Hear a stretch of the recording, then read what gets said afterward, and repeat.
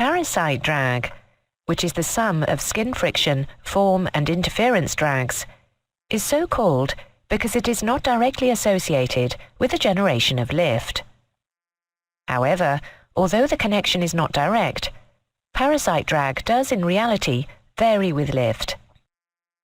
As the CL increases with higher angles of attack, the parasite area increases with the greater frontal area presented to the relative airflow. Graphically, the increase of drag against lift can be shown as on the screen, with parasite drag in blue and induced or lift-dependent drag in red.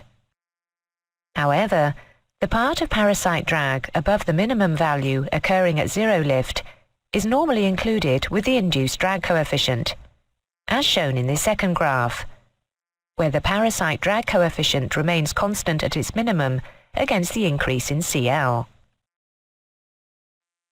Parasite drag is unaffected by the magnitude of lift, but varies with dynamic pressure and area. If all other factors are held constant, it changes significantly with frontal area.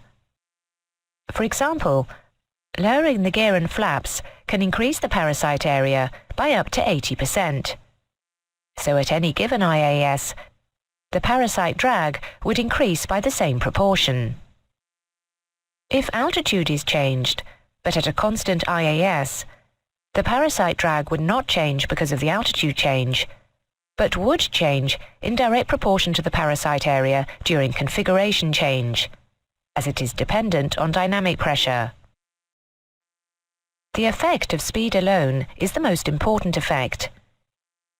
If all other factors remain constant, doubling the speed will give 4 times the dynamic pressure, in accordance with the formulae for lift and drag being based on speed squared, and hence 4 times the parasite drag. By the same token, halving the speed will give 1/4 of the drag. This variation of parasite drag shows that it will be of greatest importance at high IASs and of least significance at low speeds. For example, an aircraft at a speed just above the stall could be generating parasite drag, which is only 25% of its total drag. At the other end of the scale, literally, at its maximum level flight speed, the parasite drag could comprise almost 100% of the total drag. This predominance of parasite drag at high speed reinforces the need for clean airframe design and good streamlining for the best high-speed performance. This consideration of variations in parasite drag leads to an examination in the next lesson of the combination of parasite and induced drag into total drag and its significant values.